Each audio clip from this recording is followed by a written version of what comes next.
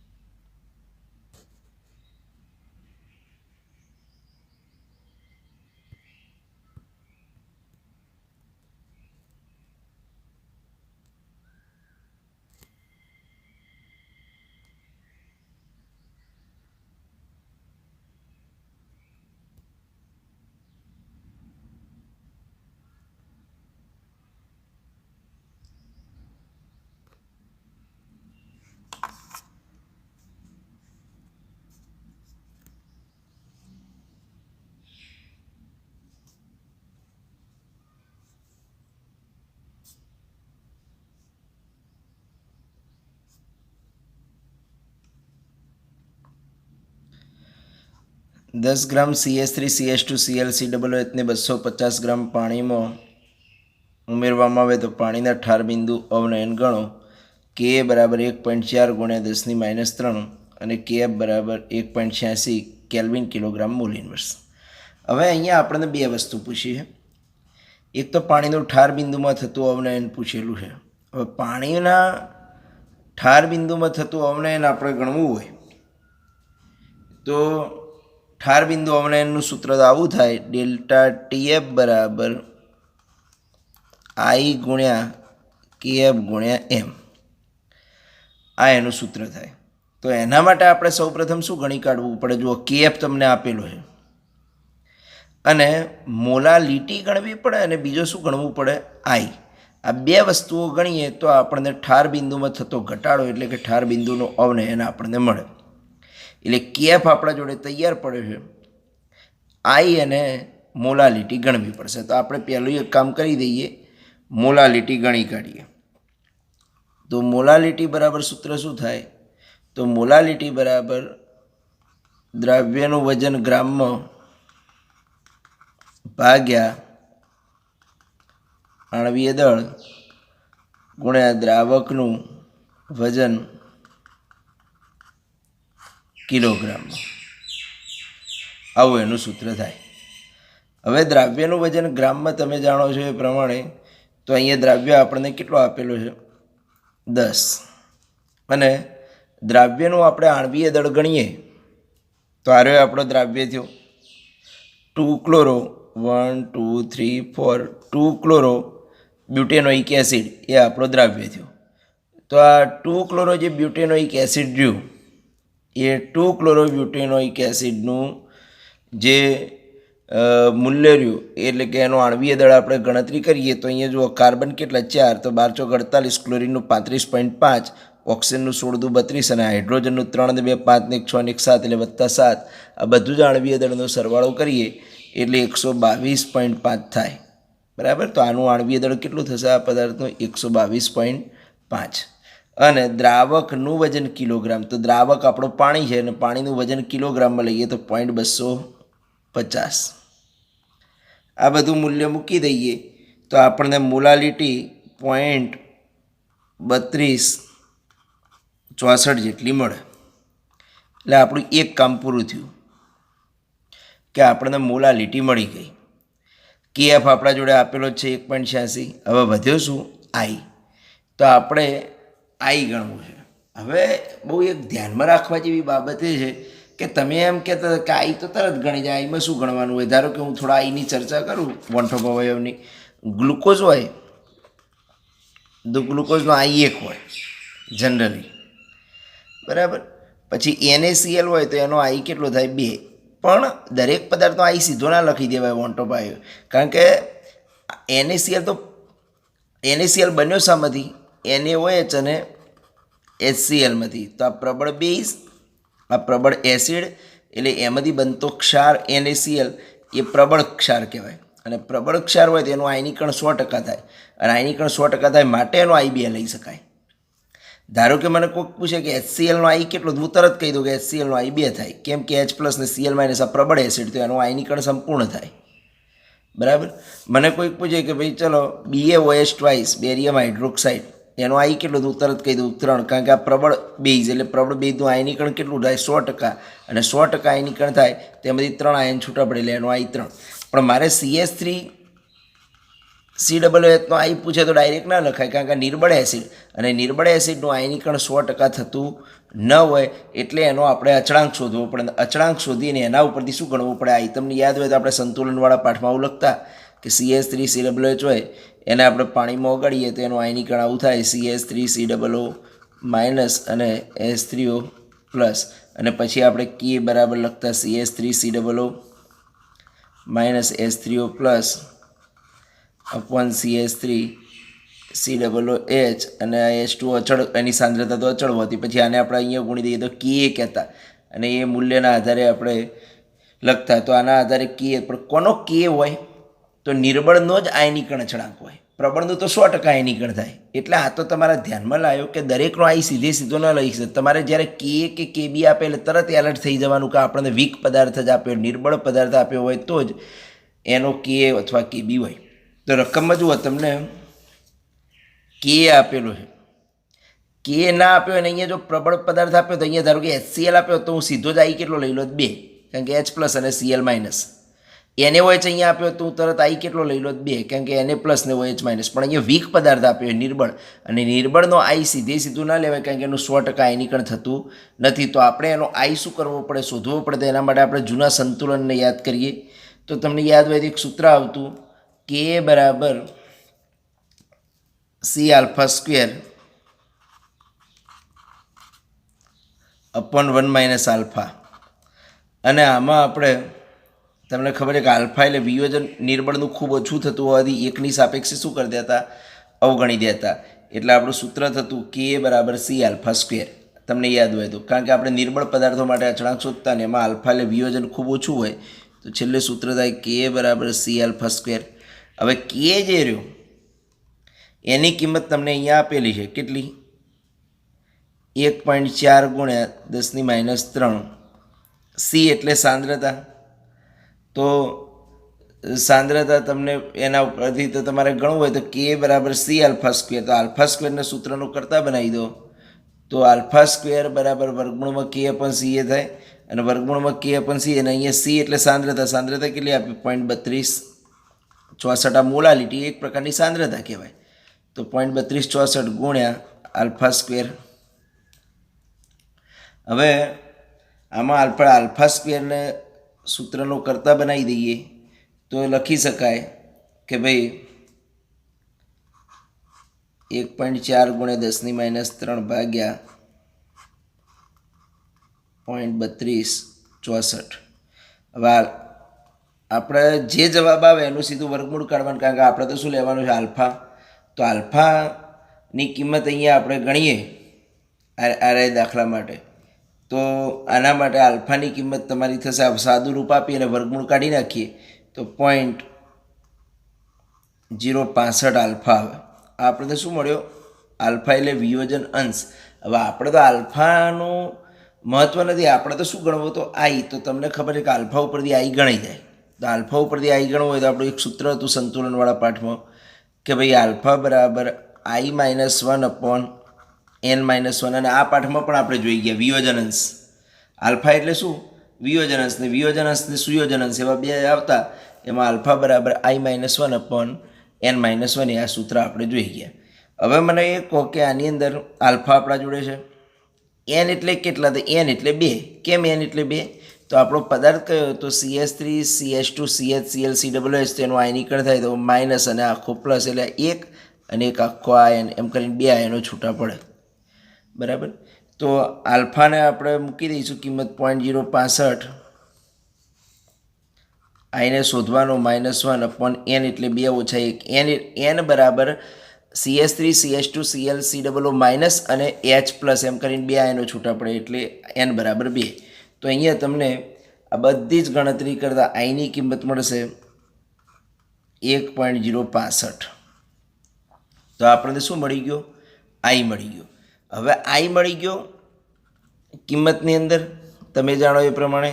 તો આઈની કિંમત 1.065, કેએફની કિંમત 1.86 અને મોલાલિટી થાય 0.3264. 0.3264 આપણે મોલાલિટી શોધેલી છે.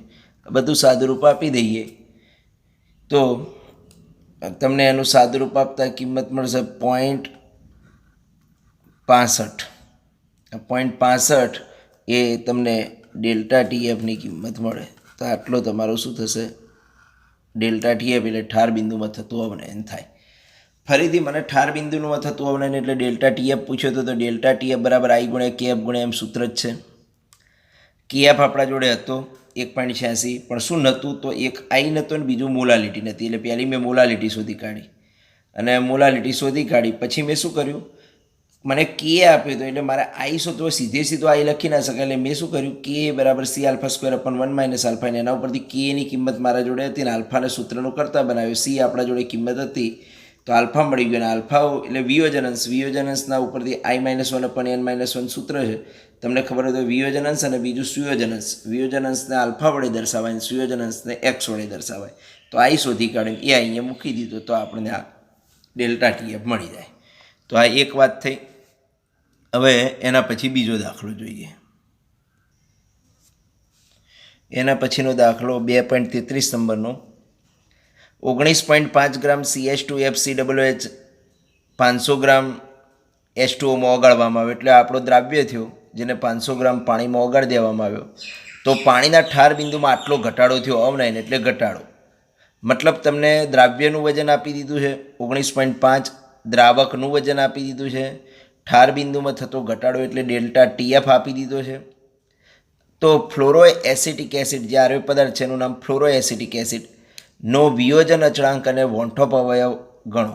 હવે આપણને બે વસ્તુ ગણવાની કીધી છે. એક વિયોજન અચળાંક, તો એસિડ છે એટલે એસિડનો વિયોજન અચળાંકને કહેવાય કે, અને વોન્ટોપ અવયવ એટલે તમારે આઈ ગણવાનું છે. તો આપણે એક કામ કરીએ, અહીં એક શબ્દ આવ્યો ઠાર બિંદુ. ઠાર બિંદુ આવે એટલે આપણું એક સૂત્ર પાકું થઈ જાય. ડેલ્ટા ટીએફ બરાબર આઈ ગુણ્યા કેએફ ગુણ્યા એમ. એમ એટલે મોલાલિટી. હવે ડેલ્ટા ટીએફ આપણને ઠાર બિંદુમાં થતો ઘટાડો કેટલો આપી દીધો છે? તો આપણે આગળ થોડું સૂત્ર વધારીએ. ડેલ્ટા ટીએફ બરાબર આઈ ગુણ્યા કેએફ ગુણ્યા મોલાલિટી એટલે શું? તો મોલાલિટીનું સૂત્ર આવું થાય, દ્રાવ્યનું વજન ગ્રામમાં ભાગ્યા આણ્વીય દળ ગુણ્યા દ્રાવકનું વજન કિલોગ્રામમાં. આ આપણું સૂત્ર છે. હવે ડેલ્ટા ટીએફ જે રહ્યો આપણો ડેલ્ટા ટીએફ એ ઠાર બિંદુમાં થતો ઘટાડો કેટલો બતાવ્યો? 1. તો ડેલ્ટા ટીએફની જગ્યાએ મૂકી દો 1. આઈ શું કરવાનો? શોધવાનો. વોન્ટોપ અવયવ જે શોધવાનું છે આપણે, આ રહ્યું શોધવાનું.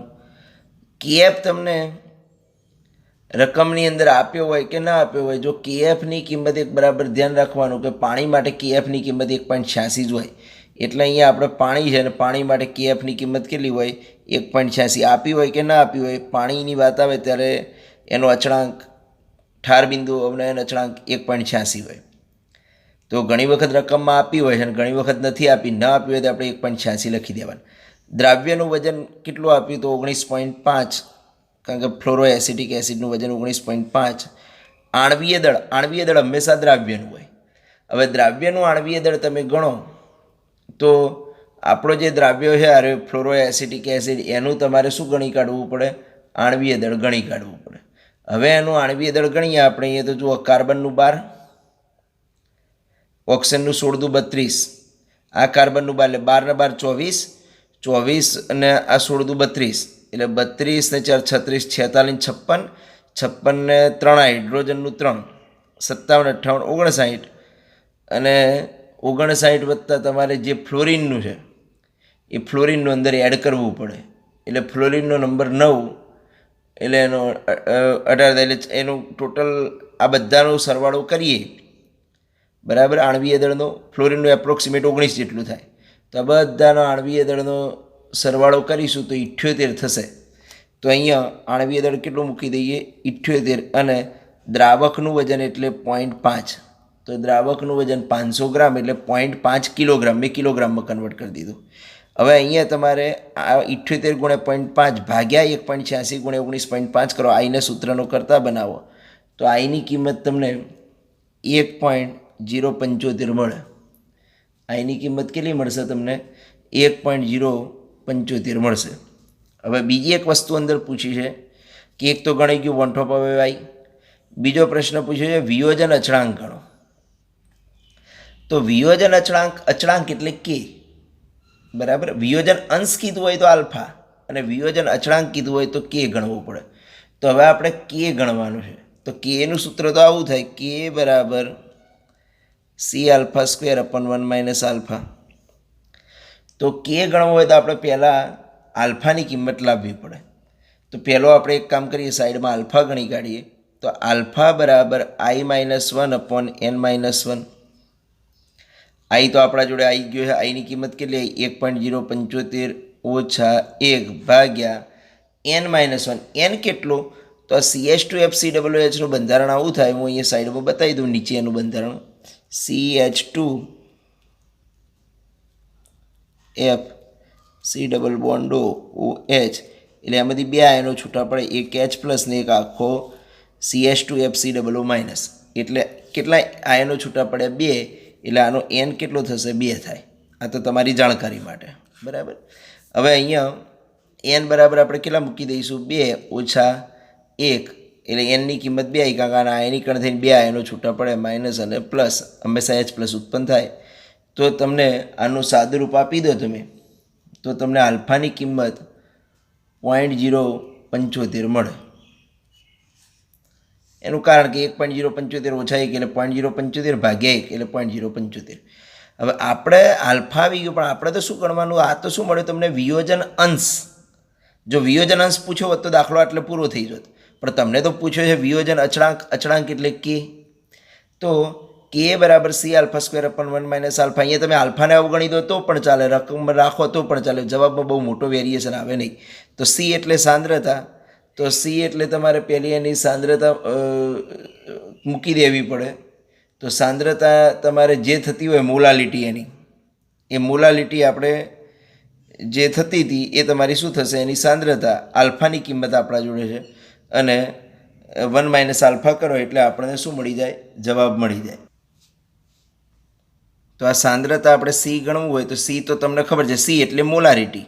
તો મોલારિટી તો આપણે શોધી કાઢેલી છે. કઈ મોલારિટી? તો મોલારિટી તમને ખબર છે, મોલારિટી બરાબર દ્રાવ્યનું વજન. દ્રાવ્યનું વજન કેટલું હતું? 19.5 ભાગ્યા આણવીય દળ કેટલું? 78. આપણી મોલાલિટી જ છે વાસ્તવમાં. આ મોલાલિટીનું સૂત્ર જ છે ને, આપણે અહીંયાથી મૂકેલું છે આર્યુએ, બરાબર. તો દ્રાવ્યનું વજન 78 ગુણ્યા દ્રાવકનું વજન કિલોગ્રામ એટલે 500 એટલે 0.5. તો મોલાલિટી તમારી 0.5 થાય. એ કિંમત અહીંયા મૂકી દઈએ તો મોલાલિટીની જે કિંમત રહી સાંદ્રતાની, બરાબર, એ કેટલી થશે? 0.5. આલ્ફાની કિંમત કેટલી હતી? 0.075 સ્ક્વેર ભાગ્યા 1 માઇનસ આલ્ફા.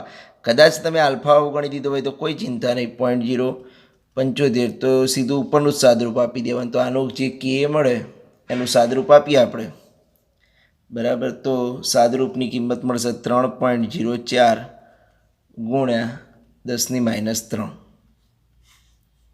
આટલો મળશે. એટલે બે વસ્તુ શોધવાની હતી, એક વિયોજન અચળાંક અને બીજો વન ટોપ અવયવ આઈ. વિયોજન અંશ કીધું હોત તો આલ્ફા શોધવાનું થાય, બરાબર. તો આ રીતે આપણે દાખલો ગણી શકાય. હવે એના પછીનો આગળનો દાખલો જોઈએ. એના પછીના દાખલાની અંદર 293 કેલ્વિન તાપમાને પાણીનું બાષ્પ દબાણ 17.535 mmHg છે. 293 કેલ્વિન તાપમાને જ્યારે 450 ગ્રામ પાણીમાં 25 ગ્રામ ગ્લુકોઝ ઓગાળવામાં આવે ત્યારે બાષ્પ દબાણ ગણો. એટલે દ્રાવણનું બાષ્પ દબાણ ગણવાનું કીધું છે. હવે તમારે મગજમાં આવી જાય કે બાષ્પ દબાણ શબ્દ આવે એટલે રાઉલ્ટનો નિયમ હોય. એમાંય પાછું પાણીમાં અબાષ્પશીલ પદાર્થ ઓગાળ્યો છે અને ગ્લુકોઝ અબાષ્પશીલ એટલે ગ્લુકોઝ. તો તમારું એક જ સૂત્ર આવે, P0 માઇનસ P/P0 બરાબર IN2 ભાગ્યા N1 આ સૂત્ર આવે. જો બંને પ્રવાહી વત્ને બાષ્પ દબાણ શોધવાનું હોત તો P બરાબર P0 into A into XA વત્તા P0 ઇન્ટુ XB. હવે P0 એટલે કોનું બાષ્પ દબાણ? તો શુદ્ધ પાણીનું, કારણ કે શુદ્ધ દ્રાવકનું બાષ્પ દબાણ, પી એટલે શાનું બાષ્પ દબાણ? દ્રાવણનું બાષ્પ દબાણ. N2 એટલે કોના મોલ? દ્રાવ્યના મોલ. અને N1 એટલે કોના મોલ? તો દ્રાવકના મોલ. આ આપણને ખબર છે. તો આની કિંમત મૂકી દઈએ. ચલો, P0 એટલે પાણીનું બાષ્પ દબાણ કેટલું આપ્યું?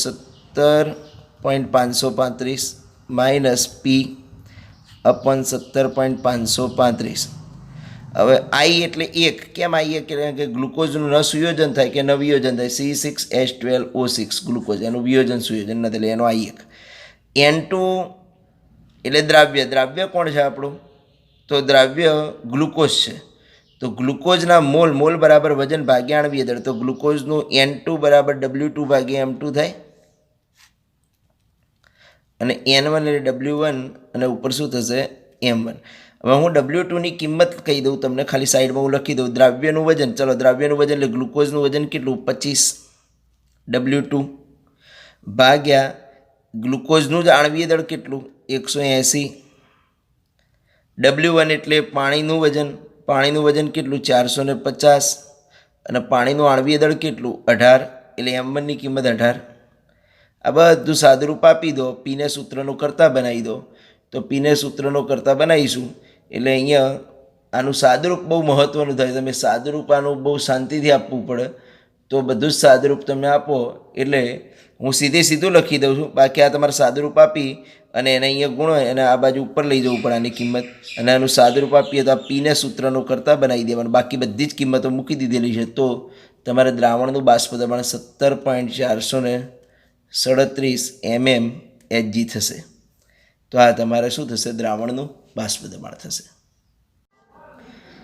298 કેલ્વિન તાપમાને બેન્ઝીનમાં મિથેનની મોલારિટી માટે KH 4.27 × 10⁵ mmHg છે. 760 મીમી દબાણ હેઠળ 298 કેલ્વિન તાપમાને મિથેનની બેન્ઝીનમાં દ્રાવ્યતા ગણો. હવે જ્યારે પણ તમને KHનું મૂલ્ય આપ્યું હોય કોઈ પણ રકમમાં, એટલે તમારી એક તો મગજમાં ગોઠવી દેવાનું કાંઈ હેનરી અચળાંક સાથે સંબંધિત દાખલો છે. તો હેનરી અચળાંકનું તો એક જ સૂત્ર હતું, P બરાબર KH × X.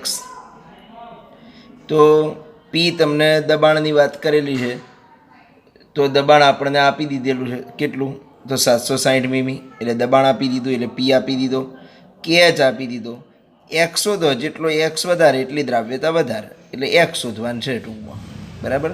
કારણ કે વાયુને જ્યારે પ્રવાહીમાં ઓગાળીએ ત્યારે ઓગળેલો જથ્થો એ દબાણના સંપ્રમાણ, અને દબાણ વધારે તો X વધારવાનું, X શોધી કાઢીએ એટલે આપણને દ્રાવ્યતા મળી જાય. તો X બરાબર P ભાગ્યા KH.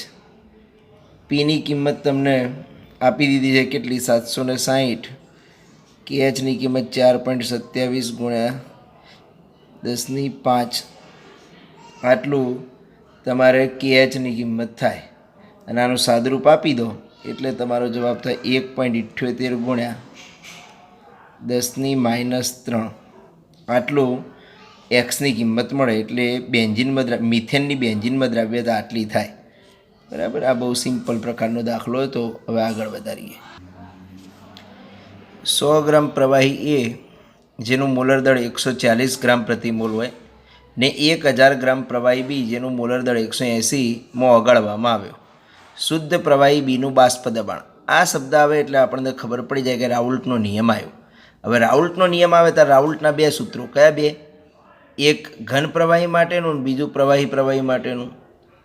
એટલે એક અબાષ્પશીલ દ્રાવ્ય અને બાષ્પશીલ દ્રાવક માટેનું, પેલું એક બંને બાષ્પશીલ હોય ત્યારે માટેનું. અહીંયા પ્રવાહી એ પણ પ્રવાહી એટલે બાષ્પશીલ અને બી પણ પ્રવાહી, કારણ કે એનું બાષ્પ દબાણ આપ્યું. એટલે એ અને બી બંને પ્રવાહી હોવાથી બંનેના બાષ્પ દબાણનો સરવાળો કરવો પડે. તો સૂત્ર થાય આપણું P બરાબર, એટલે P ટોટલ બરાબર P0A × XA વત્તા P0B × XB. હવે P0A એટલે ઘટક એનું બાષ્પ દબાણ આપણે, બરાબર, તો દ્રાવણમાં બાષ્પ દબાણ આપણને ગણવાનું કીધેલું છે. પણ હવે આના માટે આપણે એક કામ કરવું પડે કે અહીંયા મોલ અંશ પહેલાં ગણી કાઢવા પડે.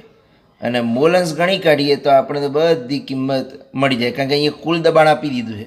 એટલે P ટોટલ આપણને આપી દીધો છે. જુઓ, P ટોટલ આપી દીધો. P0B આપી દીધું, ઘટક બીનું બાષ્પ દબાણ 500 ટોર આપી દીધું છે. આપણને XA મળી જાય અને XA મળે એના ઉપરથી XB મળી જાય અને આપણે એના ઉપરથી P0A શોધી કાઢીએ. બરાબર, તો P0A આપણે ગણવાનું થાય. હવે એક કામ કરીએ, પહેલાં મોલ અંશ ગણી કાઢીએ. XA, તો XA એટલે એના મોલ અંશ બરાબર એના મોલ ભાગ્યા એના મોલ વત્તા બીના મોલ, કારણ કે મોલ અંશ બરાબર ઘટકના મોલ ભાગ્યા કુલ મોલ. હવે એના મોલ ગણવા હોય તો એનું મોલ બરાબર વજન ભાગ્યા આણવીય દળ, તો એનું વજન કેટલું 100 ભાગ્યા એનું આણવીય દળ 140 ભાગ્યા એના મોલ એટલે 100 ભાગ્યા 140 વત્તા બીનું વજન મોલ બરાબર વજન ભાગ્યા આણવીય દળ એટલે 1000 ભાગ્યા 180. તો આનું 100 ભાગ્યા 140 કરો એટલે 0.71 વત્તા 1000 ભાગ્યા 180 એટલે 5.55. તો તમને XAના મોલ અંશની કિંમત મળશે 0.113. સાદુરૂપ આપો એટલે. હવે તમને ખબર છે કે XA વત્તા XB બરાબર તો 1 હોય, કુલ મોલ અંશનો સરવાળો 1 હોય, તો XB બરાબર 1 - XA થશે. તો 1 - XA એટલે 0.113. તો તમને 0.886 કોના મોલ અંશ મળ્યા? XBના મળી ગયા. આ XAના મોલ અંશ મળી ગયા. બરાબર, કારણ કે એક મોલ અંશ મળે એટલે બીજા મળી જ જાય. તો P ટોટલ તમને કેટલું આપી દીધેલું છે? તો P ટોટલ તમને 500 ટોર આપી દીધું છે. તો P ટોટલ લખી કાઢો.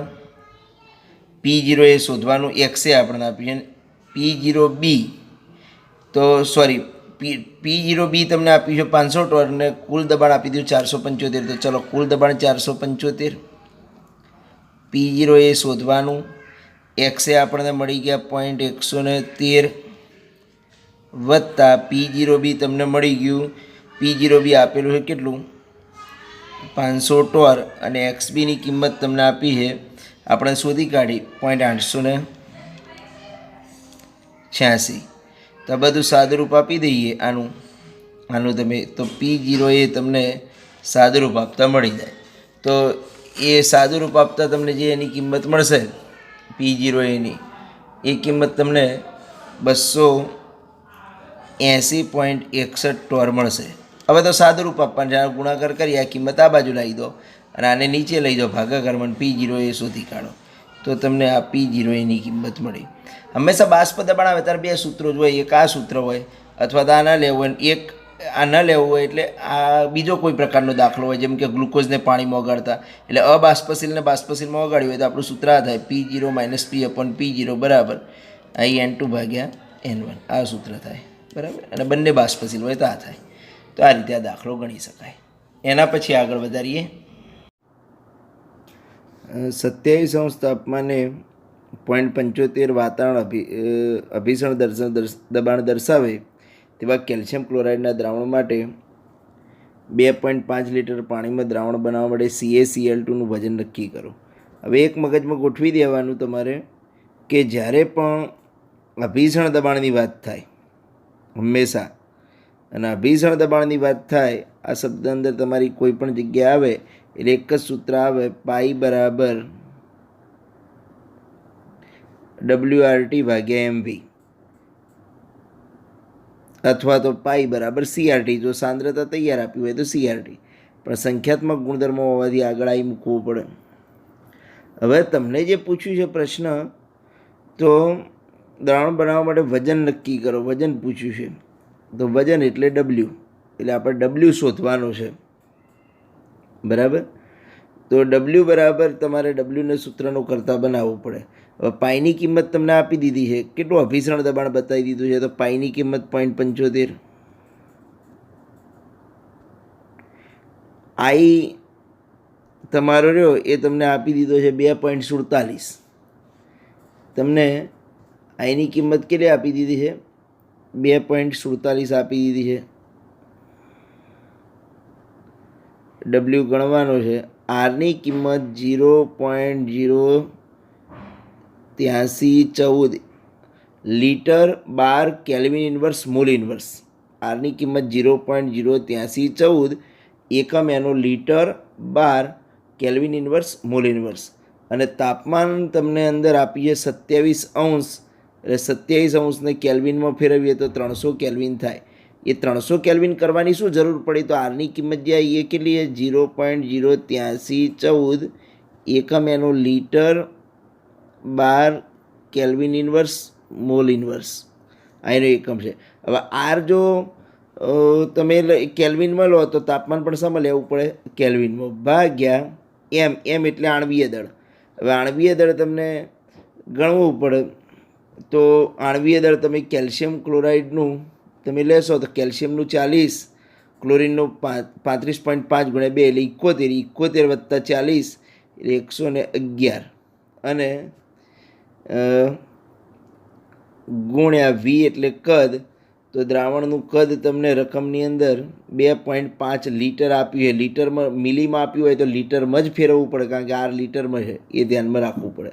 આ બધું આમાં ડબલ્યુના સૂત્રનો કરતાં બનાવી દો એટલે 0.75 × 111 × 2.5 ભાગ્યા 2.47 × 300 × 0.083 તો તમને ડબલ્યુની જે કિંમત મળશે બરાબર એ આ બધું સાદુરૂપ આપતા ડબલ્યુ બરાબર 3.42 ગ્રામ મળે. આ બધું સાદુરૂપ આપો તારે બરાબર. આ ધ્યાન રાખવું પડે. એના પછી આગળ વાત કરીએ તો એના પછીનો દાખલો. હવે એના પછીના દાખલાની અંદર કીધું 25° તાપમાને 2 લીટર પાણીમાં 25 મિલીગ્રામ K2SO4 ઓગાળીને દ્રાવણનું અભિસરણ દબાણ નક્કી કરો. દ્રાવણનું સંપૂર્ણ વિયોજન થાય છે તેમ ધાર દો. હવે અભિસરણ દબાણ તમને નક્કી કરવાનું કીધું એટલે આપણું સૂત્ર તો ફિક્સ જ છે કે ભાઈ પાઈ બરાબર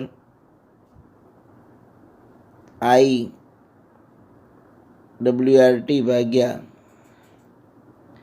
MV બરાબર. હવે અહીંયા તમને અભિસરણ દબાણ નક્કી કરવાનું કીધું એટલે પાઈ નક્કી કરવાનું કીધું છે. તો પહેલો તો આઈ, તો K2SO4નું સંપૂર્ણ વિયોજન થાય એટલે 2K પ્લસ અને SO4 -2 થાય એટલે આઈ બરાબર 3 થશે. આઈની કિંમત કેટલી થાય? 3, કેમ કે 2 આયના અને 1 આયના એટલે આઈની કિંમત તમારી કેટલી થશે? 3 થશે. તો આપણે K2SO4માં 2K પ્લસ ને SO4 -2 એટલે આઈ બરાબર 3. ડબલ્યુ એટલે દ્રાવ્યનું વજન 25 મિલીગ્રામ. હવે મિલીગ્રામ તો ચાલે નહીં, કારણ કે બીજું ગ્રામ આને આપણે ગ્રામમાં કન્વર્ટ કરવું તો 25 ગુણ્યા મિલીગ્રામના ગ્રામ કરો એટલે 10⁻³ ગુણ્યા આરની કિંમત તમારી થાય 0.08314 એકમ હમણાં હાલ વાત થઈ એ પ્રમાણે લીટર બાર કેલ્વિન ઇન્વર્સ મોલ ઇન્વર્સ. તાપમાન 25° એટલે 298 કેલ્વિન. કેલ્વિન એટલા માટે કે આર આપણે શામાં લીધો છે? લીટર બાર કેલ્વિન ઇન્વર્સ મોલ ઇન્વર્સ એટલે કેલ્વિનમાં લીધો આર એટલે આપણે તાપમાન કેલ્વિનમાં લેવું પડે અને ભાગ્યા એમ એટલે આણવીય દળ. તો K2SO4નું જે આણવીય દળ હોય એ 174 થાય, કારણ કે એનું 39 ગુણ્યા 2 વત્તા સલ્ફરનું 32 વત્તા ઓક્સિજનનું 16 ચોક 64 ગુણ્યા વી એટલે દ્રાવણનું કદ લીટરમાં તો 2 લીટર. તો આ બધું સાદુરૂપ આપીએ એટલે પાઈની કિંમત તમને જે મળશે આ બધું સાદુરૂપ આપતા પાઈની કિંમત અહીંયા ઉપર લખી દઉં છું. પાઈ બરાબર 5.27 ગુણ્યા 10⁻³ વાતાવરણ બરાબર. તો આ રીતે આપણે આ દાખલો ગણી શકાય. એના પછી આગળ વધારીએ